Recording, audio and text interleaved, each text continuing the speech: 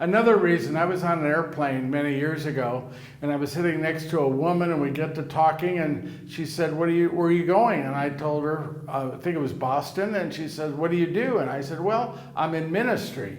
And she says, oh, I hate people like you. I said, excuse me? I said, ma'am, this is an awfully long flight. And she says, but I do. She says, I've seen too many things that tell me what hypocrites you are. And I said, well, I'm sorry that you feel that way. I said, can you please explain to me what your thoughts are? She said, I'm a nurse. She said, I'm an oncology nurse. I'm on the oncology floor at the hospital in San Diego.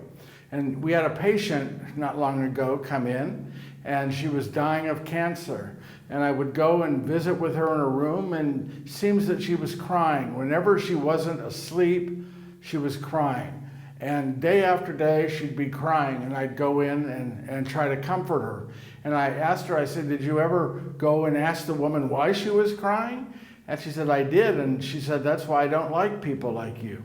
She said, I sat down with her and I said, sweetheart, tell me, what's wrong? Why are you crying so much?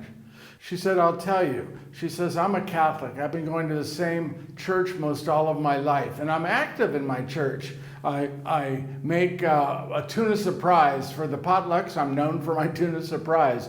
I wash and iron the linens they use on the altars. I'm very active and have been for many years. Now I'm 56 years old. I'm laying in this hospital bed, dying of cancer. Not one of those people have even come to see me.